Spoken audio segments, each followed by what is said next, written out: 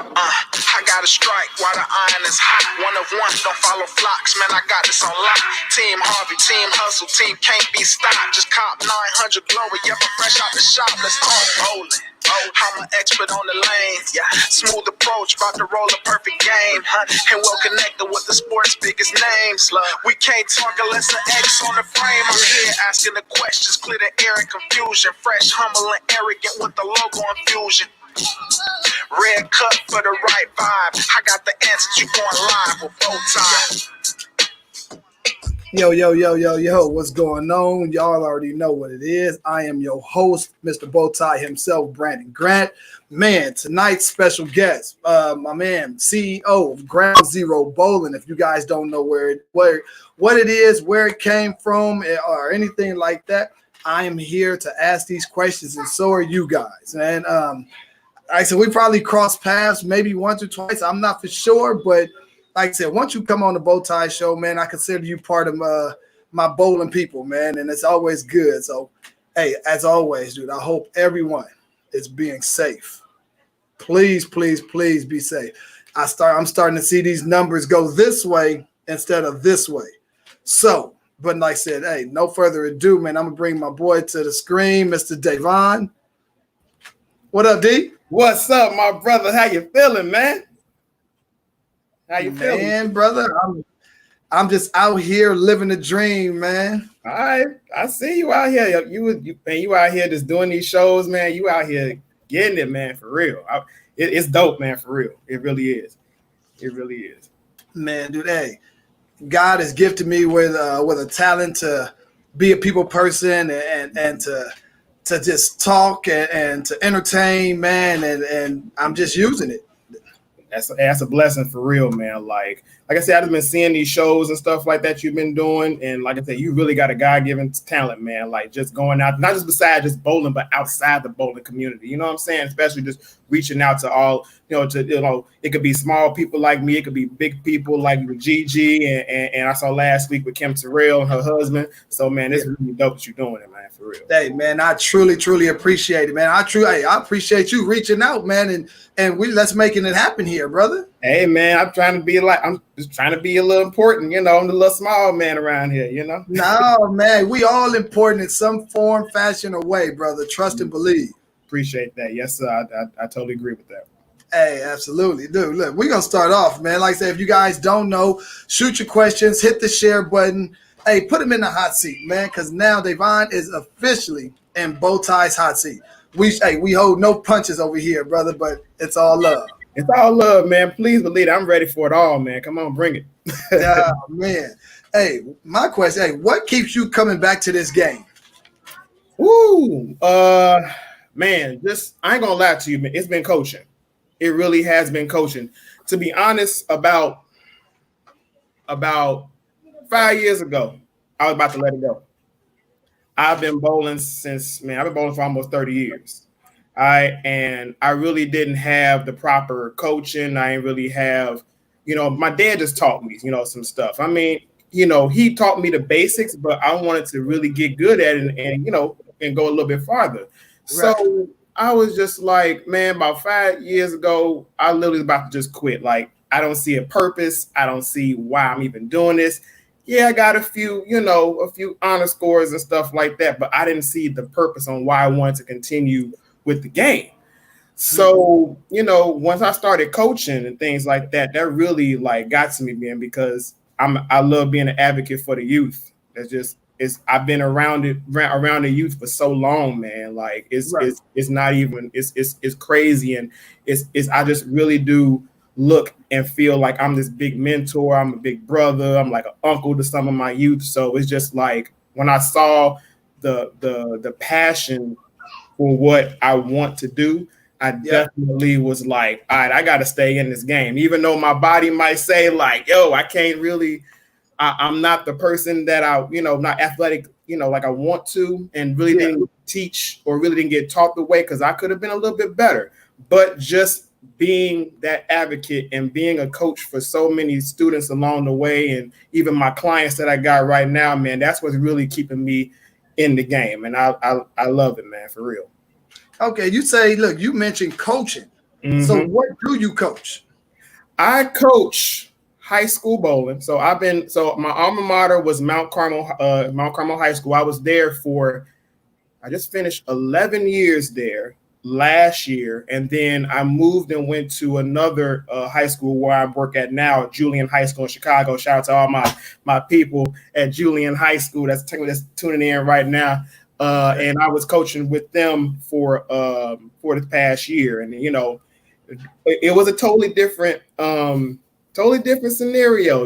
Like from coming from coaching the Catholic Bowling League, to now I'm in the Chicago Public Schools Urban League. It was a little different, but Right. just seeing the students that were interested in it, man, I was like, yo, this is dope. So I want to continue, doing it, and it's been cool. So that's literally where I started. Well, not really, but I also was coaching back in youth leagues and stuff like that. So after I got done coaching in youth league, like it was at 9:00 and at 11:00, I was coaching them. Started that at 15 years old, and it has been carrying on since over 20 years. So, wow, yep. Dude, that is dope. See, me being over here on the West Coast, man, I don't even know if we have bowling teams in high school. Like I said, I may be wrong. Wow, really? Yeah, exactly. Like I said, I may be wrong. Man. But at the same time, bro, it's probably some things that I'm not exposed to. But as far as a high school bowling team, I wouldn't even know where to go from. Wow, cause yeah, in the Midwest, man, it's big, especially here in Illinois. It's really big. I mean, I just got done, like I said, coaching, and it just like the whole Chicagoland area, just it's big.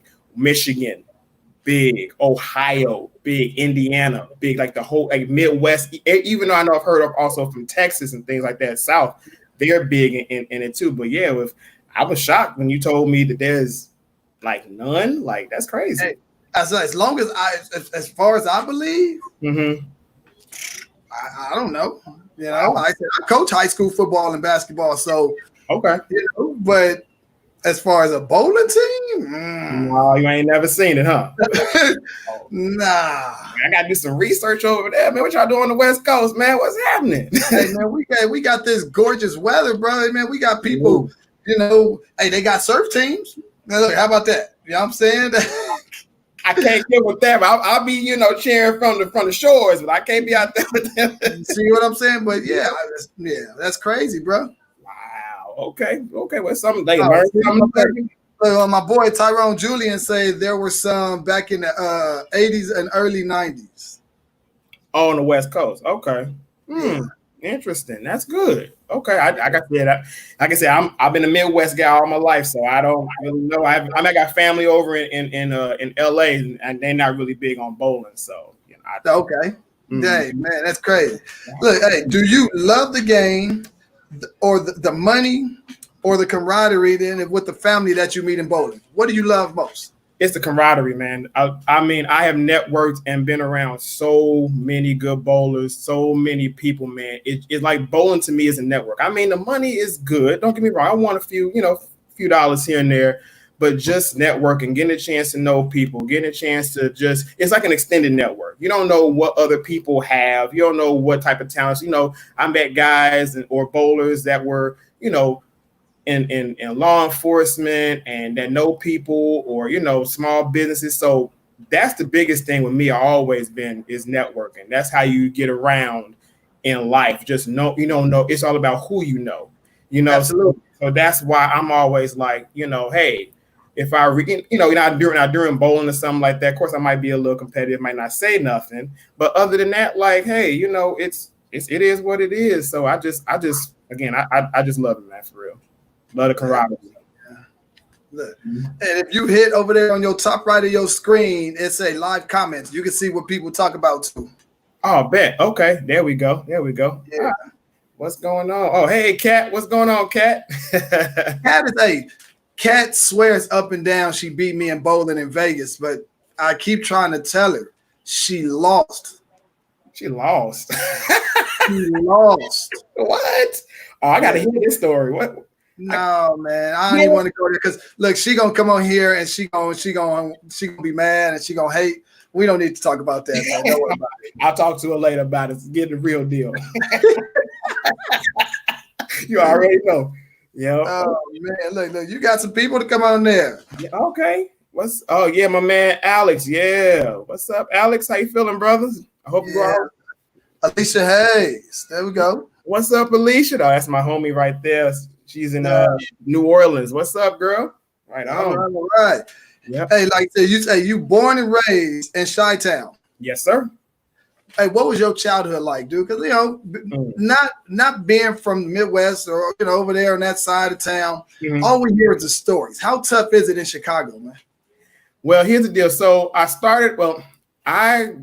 first grew up in the housing projects with I started off with my grandmother. I got both my parents, but my grandmother always she raised me, helped me raise me. So I was there from the housing projects from kindergarten or Head Start or whatever till about third grade.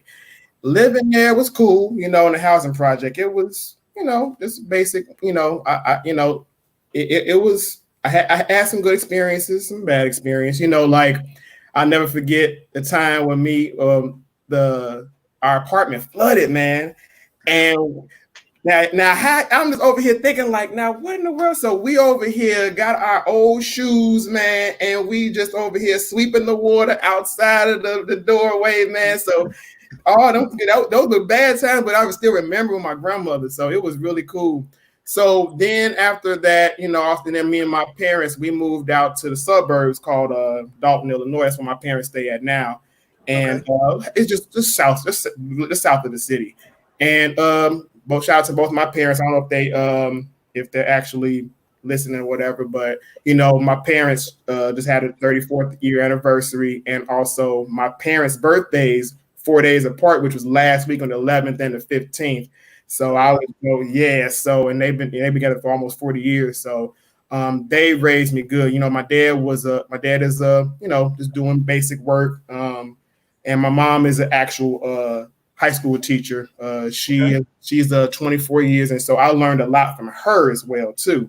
Growing up. So it's but you live with my parents, I love them dearly. I definitely appreciate them. They, there's some things that I wish they could have, taught me a little bit more, but just the experiences of just being with them, man, it's been good. I'm grateful because without them, I wouldn't be the person who I am right now. Just being honest. Hey, I feel that, brother. Hey, it's like I said, we are a product of our parents, brother. That's for sure. And it's mom and dad, grandma, grandpa, auntie, and uncle, whoever raised you. You have some part of that inside of you. That's for sure, brother. Exactly, man. And that's why. And same thing with my grandmother. I love, may she rest in peace, my dad's mother, but she definitely instilled a lot of stuff in me too. So. Yep. Yeah. Hey, what other sports did you play growing up? Oh man, so I tried golf. It worked for a little bit. I was like, so here's the deal. So I started my 7th grade year playing golf because here's the deal. My dad is a baseball person. He played strikeout back in the day. People in the project still talk about it to this day. Like, man, your dad was so good at playing strikeout. He barely struck out. So he taught me baseball. I know the game. I know how to play. I know I was a scorekeeper, all that stuff. But I got hit by a ball once. I said, never again. I'm done with baseball, man. I think I played 1 year. My dad was like, you really gonna quit? I said, yeah, I'm done with baseball. I'm done. So I played that basketball. I just know how to catch and shoot. I'm not a dribbling person. So I tried that out. But again, golf was my other outlet. So I started that back in 7th grade. I was and me and my good friend Osborne, we played it together, and I never forget, man. We went to a golf course. I think our 7th or 8th grade year, and we met Scottie Pippen, and I was like, oh my God, this dude was huge. I looked up, I was like, dude, you Scottie Pippen. So I was like, yo, I shook his hand and things like that because he was actually playing the course too. So yeah, so I played that. And it went throughout through my my high school years and stuff like that, man. But those were literally only sports I played was bowling, golf, and then of course, and when I was in college, I shot pool. I played billiards and stuff like that, and I was pretty good at that. You know, won a few. So you a shark, huh? You a shark? Man, it's been a minute, man. I gotta go get the cue out, and Hey, see, that's that shark mentality right there, man. It's been a minute. Yeah, man, come on, look. I shoot. I used to shoot pool like really good, like back in college, like 10 years ago. Oh yeah, I was good because I learned a lot from the guys in college, and then all of a sudden, I was like, let me try it because I went to bowl in college. It didn't work out, so I had to pick up another hobby, and the other hobby was playing pool. So where'd you go to college? What you study? Grand Valley State University. It's in Allendale, Michigan, right outside Grand Rapids. I studied communication studies. My bachelor's. Yep. And man, it was like home away from home. It was like 2.5 hours from home. So I shout out to all my people at Grand Valley, Detroit area, Flint area, all that Michigan area. I got people, and even here, Chicago, definitely big network. So, yep. Man, that's what's up there, brother. Hey, do you feel playing sports kept you out of trouble? Definitely. I mean, if it wasn't for bowling, I don't know what else I would be doing because I wasn't an athletic person, but I wanted to do something to get out the house. So bowling, in youth leagues and stuff. Like I said, I started when I was like 5, turning 6. And I went all the way up until to high school, and I guess again that definitely kept me out of trouble. I got in trouble a few times. My mama said, "You ain't bowling, man." My life was crushed. I was like, "Oh God!" I said, "I don't know what I'm gonna do, man. I ain't got nothing to do." But I said, once I learned that lesson, I said, "No, y'all can't take bowling away from me. I no more." But but literally that definitely was a sport that really got to me and really wanted me to get better at because I didn't really have anything else. So, hey, we're gonna go back a little bit. Doing for your coaching. How do you? Let's see. What am I saying? How do you, as far as your kids, how do you relate to them? Ooh, how do I relate to them? I can relate to them in a way that I get a chance to know them personally. I want to know more about them, like as a person, how their personality is, because on a team, everybody plays a role. Somebody's more of the cheerleaders, somebody's more the person that's more laid back. I want to see what they were, and I want to see, are they interested in it, or were they the type of person that said, my mama wanted me to do it, so I'm gonna go ahead and do it anyway. So, but other than that, like, I relate to them and figure out who they are, why they're here, make relationships with them, and, go from there, and then after I got a chance to know them a little bit more, then, and they start, coming to me for certain things, asking me more questions and things like that. So that's how I can relate to them. It's just their personality, because I can definitely read body language, facial expressions, all of that. So, okay, yeah, that's what's up there, man. But like I said, being a coach, do you preach? How important is it that you preach about a student athlete instead of an athlete student? Man, you are a student first. I tell them that all the time. You are a student. Without your grades, you cannot play. Like, I don't tolerate any of that. That's why I always make sure, even when I was coaching high school, I said, I need to see your grades. And I need to see what are you doing every single week. If you are not doing your homework, if you're not passing these tests, I don't want you on my team. And I told him that. I said, you are a student first, athlete second. Without your academics, you have nothing. I mean, you can play, but you have to show you how I ain't saying you gotta be the smartest person in the world, but just go but I want you to actually, be more compassionate and be more honest about your grades, man. That's just how I am. That's how I grew up. I just have that instilled in me. I want them to be the best in with their grades. Just do the absolute best. Absolutely. Let's Mm-hmm. see. Hold on. Kenny Saxton from he says, "Is joining the PBA is it harder than bowling other events?" Well, I never did play the PBA, but I don't think right now it's not really harder. It's I mean right now I think all you got to do is average 200 and get your card and things like that. But what I've been looking and talking to other people, I know people that were on the PBA, it's harder to really play because you're out there making a living trying to cash. You Yeah. know, so Yeah. that's why I'm like, it's just, I don't know, it's too much for me. I said, look, I just want, if I can get a little bit of cash here and there, that's cool. But other than that, I know I can't do it. Hey, look. Alex asks, "Have you ever bowled any PBA event? If so, what was your best finish?" I haven't had a chance to play any PBA events. I was going to play this Midwestern one, but due to my finances at the time, I didn't get a chance to.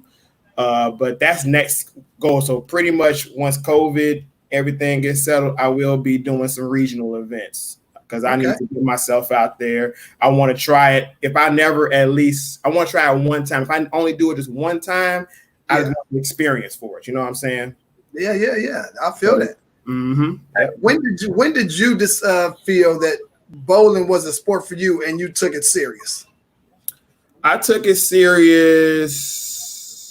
I say it had to been around probably when I was in high school. Because I wanted to, get scholarships and things like that. I wanted to see, because back then it was harder to get scholarships than it is now. I graduated back in 2004, so so during the 2000s, it was really tough. So I just wanted to, just to see just how it is and things like that. So yeah. Hey, what was your first taste of success? Ooh, my first taste of success. Let's go let's do coaching from that coaching standpoint. Yep. When my team, because I also I also graduated from my alma mater, which is Mount Carmel High School. So when I came back and I coached and we finally made it as a team to the state finals, that was a blessing. And I said, even though at the time I was only the assistant coach, but just my presence there with them and getting them all just calm and cool, that was success to me. That was really, I enjoyed it. And also about, what was that, a few years ago, had a young man that got a partial bowling scholarship. I think he's at the University of Northwestern Ohio. His name is Diego Torres. Okay. And he was the first person in Mount Carmel, my high school history, to be, I guess, to go for school for bowling. And he wanted me there. I said, that's more success right there, man. I couldn't get, I was proud. Like I felt that my coaching ability and what was good and what was crazy was he was only bowling for 5 years. Yep. So he only bowled for 5 years. Seriously. Wow. 5. That's dope. That is dope. That is dope right there, man. Yes, sir. Yes, sir. So yeah, so that's that's what I consider success. Now on the bowling tip, I would say success is when I shot my very first 800 before I shot my first 300. And when was that? Dang, that was back in 2000. That was a long time. 2000 and I had to think about it, 2009. I shot 806. I bowled 236, 279, 290, and I used my favorite ball of all time, which was the Hammer Black Widow Pearl. I loved that ball to death. I mean, if it was, and I used that ball, and also too, like I averaged my very highest average, which was 230. I shot 232. So in a league, I said, "Hey, that's success on the bowling tip." Absolutely, absolutely. And like I said, it's a great feeling when you shoot 800 without a 300. I know that was crazy because I didn't know because at first I was in my mind, I was like, okay, 230, okay, 237 to 279, and then I was like, okay, I'm gonna just go ahead and just see what happens. And at first I didn't even notice it until I shot 290, and I was like, dude, I shot 806. What? What? How did that happen? Like, and I never shot. I mean, I have shot a 300 with the 800, but that was crazy. I enjoyed that. Hey, absolutely, man. Like I said, I tell you, dang, when you look up there, you be like, dang, that's because people don't feel that. People fail to realize to shoot 800 even, dude. It's just like you have to average like 266. Yep, exactly. That's not easy. That ain't easy at all. Trust me. I ain't gonna lie. Like when I shot I only shot 2 800s, and I feel like I got lucky a few times. And you need luck. I mean, don't get me wrong. You guys have skill. But in bowling, man, you need to have luck in order to shoot them scores, man, for real. Dude, you say, and that's one of my biggest pet peeves in bowling. Don't say, dude, I'm just good. Whoa. No, stop it right there, for real. Like I tell people all the time, I'm not good. I just get lucky.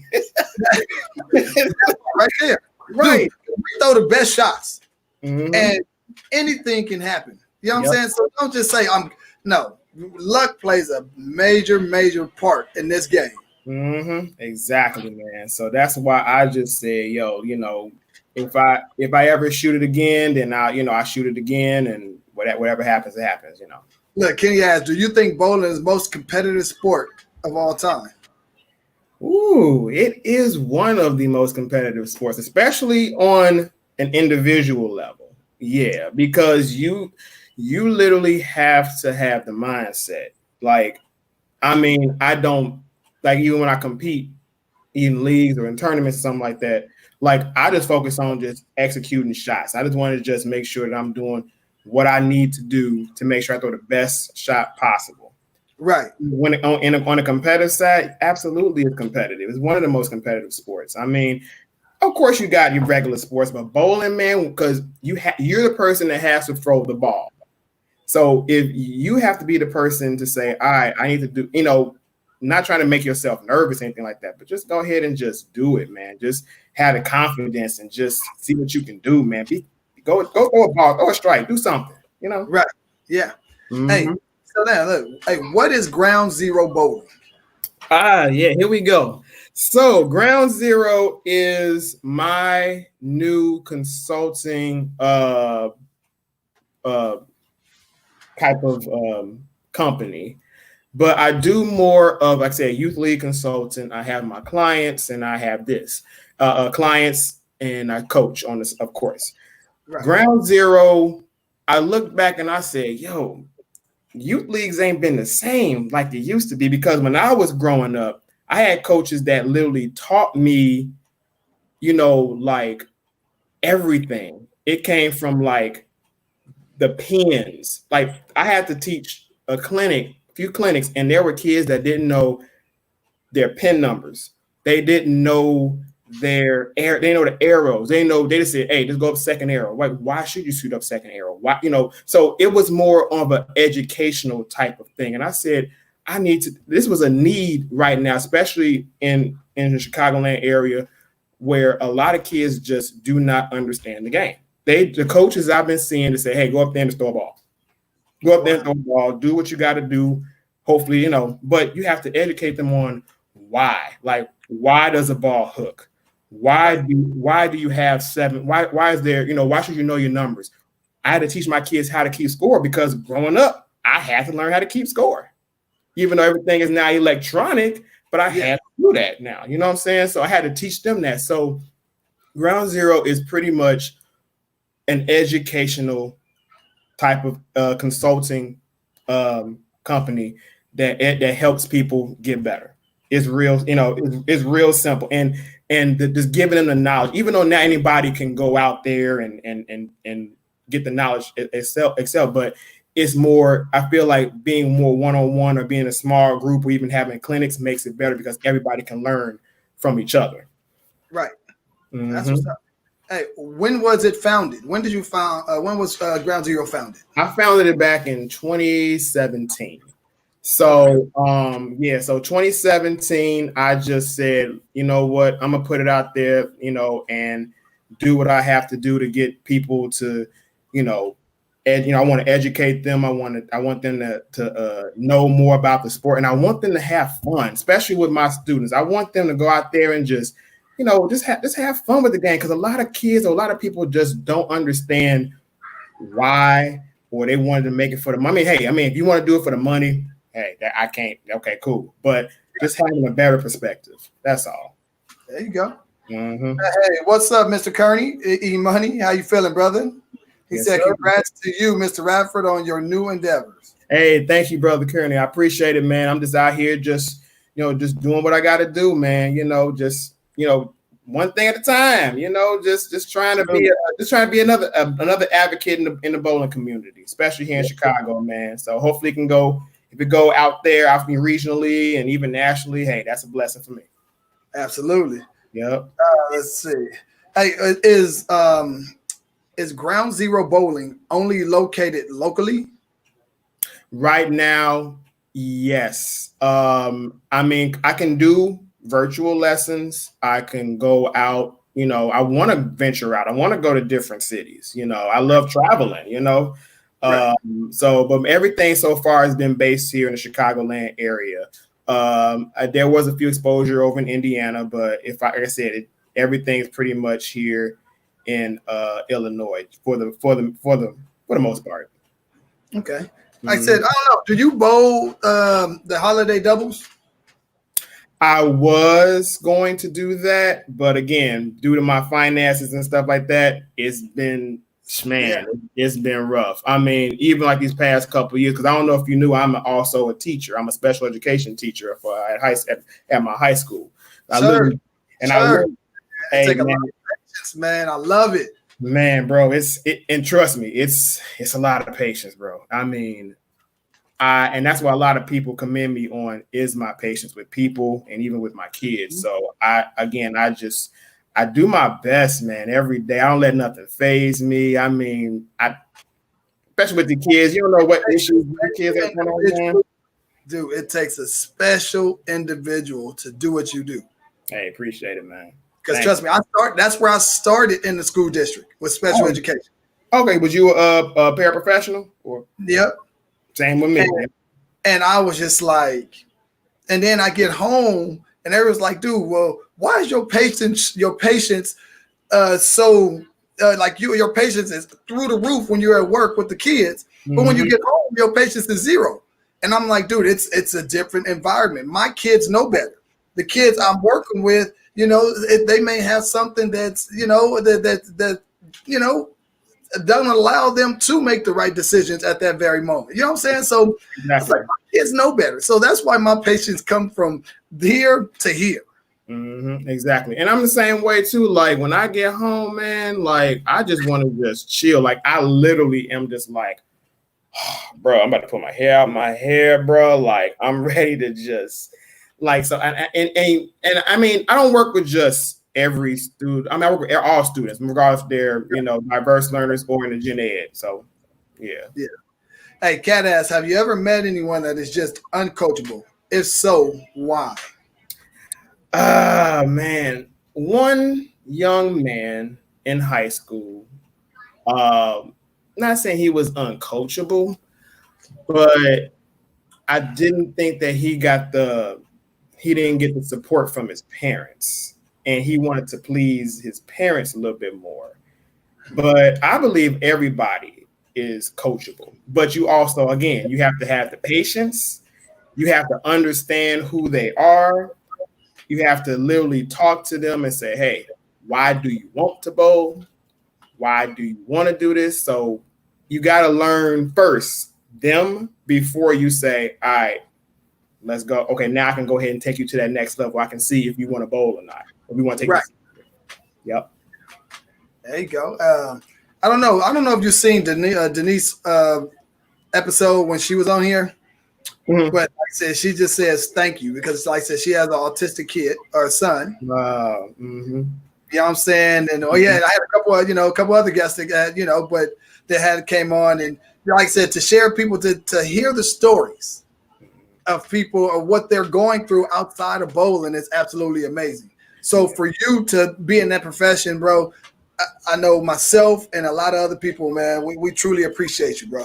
Hey, thank you so much. I really do, and it's a blessing to even be working with students of our diverse learners. Like I had a young man. I first started off when I first teaching.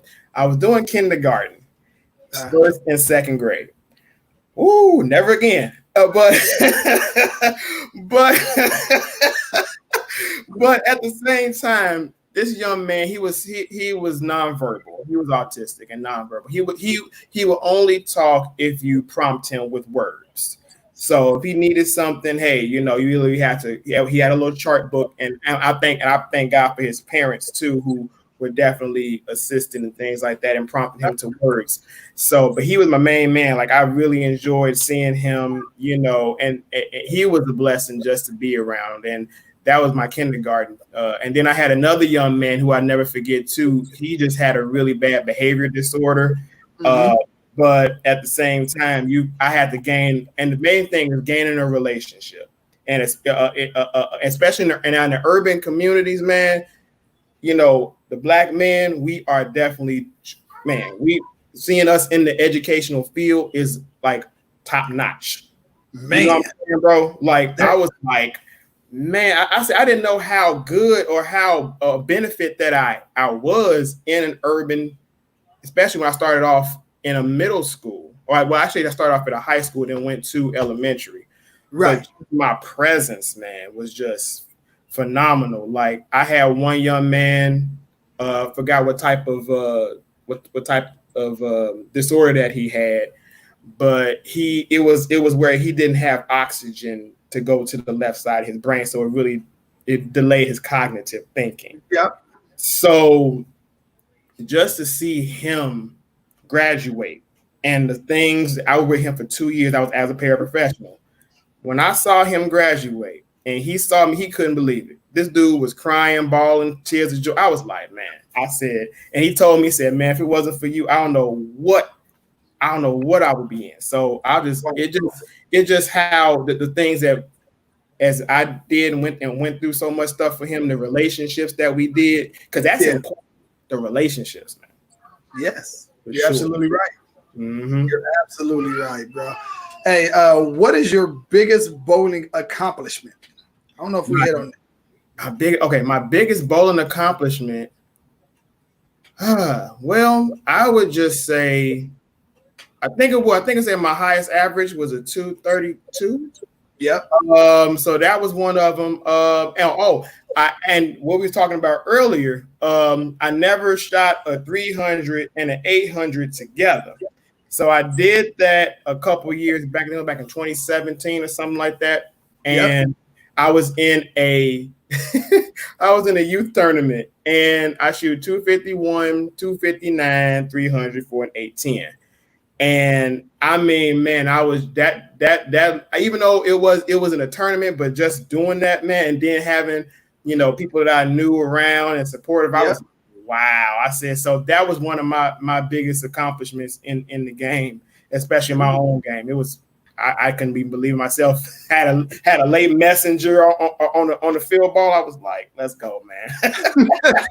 Hey, that's that luck we talk about. That's that luck we talk about. I wasn't expecting it, man, for real. Yeah, I was not. Hey, with you coaching, and now you doing your bowling, right? How do you bounce back, or how do you coach your team, your kids, from bouncing back from having a bad set mentally? Yeah, that is tough. So I literally have to just let them know, like, look, everybody has bad games, and you as a bowler cannot dwell on that, So what I tell them all the time, I said, look, you have plenty of times. I said, you might not bowl well today, and it's cool. We all have our bad. I don't bowl good all the time either. So you just have to just find out at that day, hey, just bowl your game, have fun, and just make shots. If you can't strike, it's okay. Just spare, because especially the kids that I've been dealing with, all they want to do is strike, man. I'll be like, bro, if everybody could strike, this game would be obsolete right now, for real. Dude, striking is sexy. Don't you know that? Well, it's the new sexy, baby. You already know. But but at the same time, it's like I know like there are times I know I want to carry that 10 pin, or I know I got a stone 8 or a stone 7. Or just leaving some in the back row, but it's like as long as I'm able to repeat my shot, and like you said, and we agree on is the luck part. If I can go out and just literally just do this, that's fine. But I had to, again, it's going back, just telling my kids, look, just do the best that you can. It's okay. Don't trip about it. We all, and that's what we're talking about as a team. We all, there are times where it's like, hey, my teammates are doing their best. I'm not shooting nothing. So I'm just throwing the ball. I'm like, look, y'all got this. I got y'all next game or next set. It's all good. You know what I'm saying? Yeah. That's why I tell them. I said, be a team player. Just do what you can do. If you can, if you can't carry, it's okay. And that's the biggest thing too. Mentally, the mental game, I swear, is like the most important part of bowling. It's like 85 to 90% of the game is mental, bro. I'm sorry. I agree. That mental game. Once your mental is done, everything else, your physical, everything just goes downhill. Yep, and that's where I was talking to one of my other bowlers who qualified. I guess he was a junior gold qualifier, and this man, he just started getting back into bowling about a few years. I was coaching him literally for about on the side, like 2 or 3 years. Finally got him in. He was because you only take the top 6, right? And he was like about 3rd or 4th.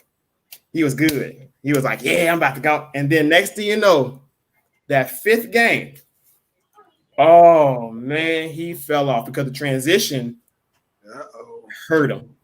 Now he's a down and in bowler, somewhat similar to myself, but you got to be a little versatile. You got to understand what you got to do. So once his game dropped down to he finished the game with a 140.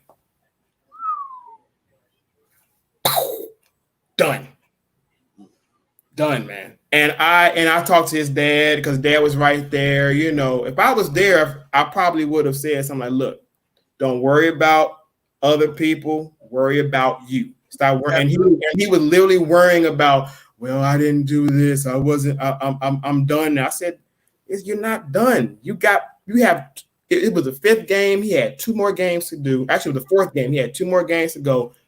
Go for it. And he literally missed the cut by 13 pins. And so for that, it was a learning experience, but now he knows. You know what I'm saying? Yeah. Wow. Mm-hmm. Hey, Kat asks, what is the most important part of the ball? The layout, surface, weight block? Most important part of the ball, I would have to say the layout. Of course, surface is good too, but you have to know what the ball is doing once it reaches friction. Once it reaches friction, you'll be able to understand, what the characteristics of a bowling ball. So, so like with me, like on a house shot, I get something pin up, maybe pin down, but I like a lot of pin down stuff because it's controllable. Right. So, but the thing about it is you got to know different layouts of the bowling ball. That's the most important thing. So, that's literally it. Weight blocks, it's good to know your RG. It's good to know what ball you want to pick, what you want. So that's, but again, the layout or how you drill the ball is also important. Then next after that would have to be surface, even though surface is the majority of your motion, but you want to see how the ball reads. Once it sees friction, what is the ball going to do?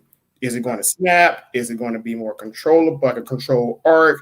Is it going to stay? So, yeah. Mm-hmm. Oh, yeah. Let's see here. There you go. Hey, who are your bowling idols growing up? My bowling idols growing up. My uncle, Tony Robinson. He was really well known back in the 80s and then, late 80s to early 90s. A guy by the name of hey, what's happening? This is one of my guys right here. This is my buddy here. This is Zayden. Hey, what's up? Hey, what's going on? Yeah, this is my buddy right here. All right on. Okay. No, Cool. yeah. All right. But my other idol growing up, who was it? A guy named Chauncey Jones. May he rest in peace. One of a really good bowler growing up. Guys that I know here in Chicago didn't see him bowling growing up, but shout out to Leroy Johnson. They call him Rock. Really great bowler great bowler. Brian Gunn. My man Tony McGee, those were the guys in Chicago that really, I learned from them, and and just talk. This is something that I wanted to and get more knowledge of. You know what I'm saying? Oh yeah. So, but yeah, my uncle literally, I was listening. I mean, my uncle was the most smoothest bowler. He still, still long slide, like that old 70s slide, I don't know. He still got that right now? I think so. And he's like 61. So I said, okay, go ahead, brother. Go ahead. Okay. I mean, I haven't seen him bowl it has to have been about, because we bowled in the league about 8 years ago, but that was the last time that I've seen him bowl. He probably still does, but I don't know his physical game. I haven't seen him. But yeah, he have the most longest slide, the smoothest approach. And I was just like, man, I want to be like him, man. I said this. So, but that's why I saw him growing up, and he had so many 300s, 800s. I'm just like, all right, Unc, I see you. So, yeah. It was all in the slide, brother. Man, I can't slide like that no more. I can't even slide like that at all. I'm like, nah, man, I'm good. I'm not young like I used to be. So, man, you're still young. Well, I'm fairly young, but I said after me learn, I said, what? I know my physical, limitations. Let's just leave it like that. We're going to leave it at that, brother. Man, hey, I feel you on that, though, because sometimes I stay down at the line. I'm like, yeah, that's a good shot. Other times I pop up, I'm like, my legs, they be like, no, not on that shot, buddy. Right, exactly. So that's why I just said, and then now with me, because, I used to throw 15 pounds. Now I dropped down to 14 pounds, and it's such a big okay. I love it. And I can actually be able to stay down on my shot. I'm not fall off my shot a whole lot because I have more control. Of that. So I think that staying down on your shot is important, but just with me, just my physical game, especially with COVID going on, a little weight, like, bro, I gotta go ahead and get back to the gym. You know what I'm saying? Good luck with that, bro. You should have been in the house doing some push-ups and some sit-ups or something, man. I've been doing that too. I can do stretching and yoga and all that stuff. Yeah. Like bones cracking and all. I'm like, yeah, I need to do something with this, man. I think because when we get back to bowling, if it's people out there that hasn't done anything, they're gonna be in for a rude awakening. Oh, trust me, I know. I actually, so here in Indiana, we finally in Indiana they finally opened up their bowling alleys. So actually opened up last week. So I went to go throw a few games today, and it wasn't so bad. My hand really wasn't hurting, but I forgot to stretch. So my left calf is like, bruh, what are you doing right now? Yeah. So that's the most important. I even tell them, all my players and things like that, I said, please stretch, because you don't need to be damaging nothing right now. Please stretch everything. So absolutely. Yeah, man. So yeah. Hey, is there anything that we haven't asked that you would like to share? Man. Let me see. I mean, the platform is yours, brother. Man, I mean, the only thing about it is just like, I think with me, I'll just appreciate the game, man. Like I really do love it. I love coaching. I'm just glad that I got a chance to serve on the I served on the Illinois High School Association Bowling Advisory Committee for 2 years. Just ended that this year, so I had an opportunity to network, be around other coaches to discuss pretty much all the information needed in order to run the high school leagues and things like that. So, right. So it was, doing that. And with me, let me see. How many games my honor scores, I got 5 300s. I have 2 800 series. So yeah, I think that's pretty much it. Like my favorite my favorite bowling ball. I told you my favorite bowling ball. I love hammer. I'm You're a hammer person, huh? I was a hammer guy. My dad introduced me to hammer. I said, "Oh yeah, so we good." Even though one ball I threw my 300 with was with the Storm High Road Solid, and I don't know how I got 300 with that ball. I loved the motion, but I didn't know how I got that 300. So, but majority of my honor scores have been with the EBI company. So with Hammer, C300, majority of them have been with Hammer though. So yeah. Okay. Yeah, that's what's up, man. Yeah. Well, look, dude. Hey, myself, and my guests truly appreciate you, man, coming through and sharing your story, brother. Hey, I appreciate you having me, man. You know, just again, I've been watching you, brother. Keep doing what you do. You Yes, know, sir. be an advocate for the community and things like that, man. So please, you know, continue doing what you're doing. You know, you always got support from me, man. Whatever you need, just let me know. Hey, I truly appreciate that, bro. And hey, like I said, for myself and the viewers, dude, like I said, if they missed it, hey, as far as teaching, hey, keep doing what you're doing. Because like I said, us as men, especially, like I said, because I work at an elementary. Okay.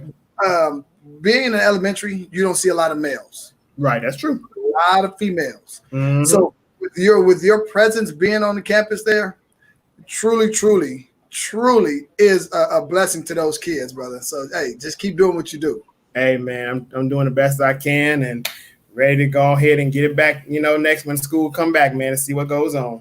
Look, whenever that is, huh?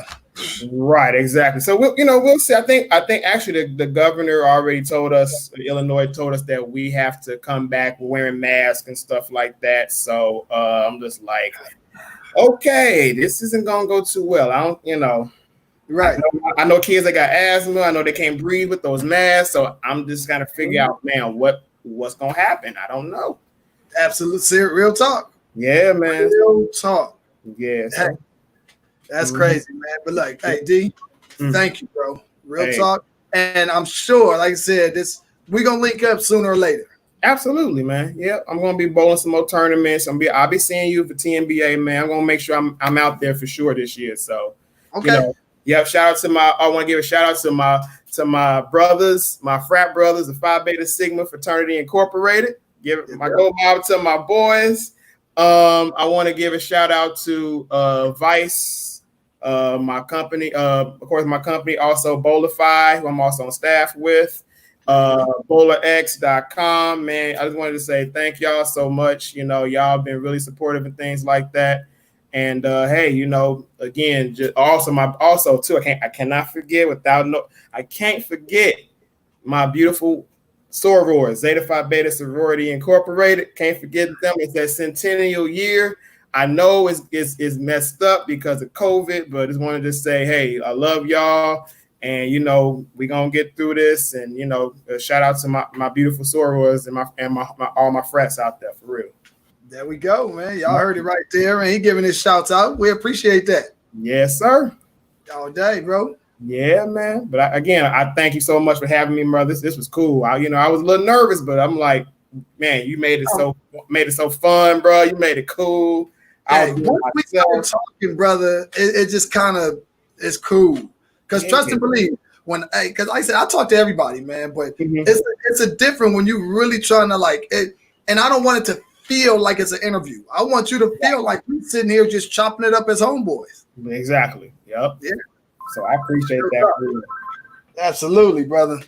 Well, look, man, hey, have a great evening, man. And we will hook up soon, brother. Yes. Thank you, all viewers. I appreciate y'all. Thank y'all for tuning in.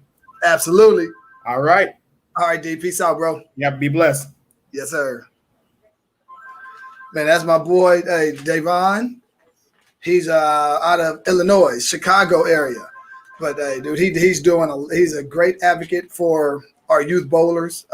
He's coaching high school, and we truly appreciate, everything that he's doing. He's a teacher for special education. That is huge. Like I said, not everybody is made out for that. Not everybody can do that, man. So D, we truly appreciate that, man, because it takes a special individual, man, and you're doing your thing, brother. So hey, thank you, man. Guys, as always, please be safe. Please be safe out here. These numbers are going up because people are out here without wearing masks, and they're feel like, oh, the COVID is gone, and it's not gone, guys. It's not. Take care of yourself. We can only take care of ourselves. We can't worry about what others are doing. Worry about us. You as an individual. All right, guys. So, dude, thank you guys for tuning in. I appreciate you guys, and y'all already know, man. At the end, at the beginning, it's go time. So, thank you. I gotta strike while the iron is hot. One of one, don't follow flocks. Man, I got this on lock. Team Harvey, team hustle, team can't be stopped. Just cop 900 glory, ever fresh out the shop. Let's go bowling. I'm an expert on the lane. Yeah, smooth approach, about to roll a perfect game. And well connected with the sport's biggest names. We can't talk unless an X on the frame. I'm here asking the questions, clear the air and confusion. Fresh, humble, and arrogant with the logo infusion. Red cup for the right vibe. I got the answers. You going live with Bowtie. Y'all already know, man. Bowtie, love you guys, man. And tomorrow, Gerald Baker Jr. is coming on the show. Tune in, 6 p.m. Pacific time. Hey, love you guys, man. Bowtie out. Peace.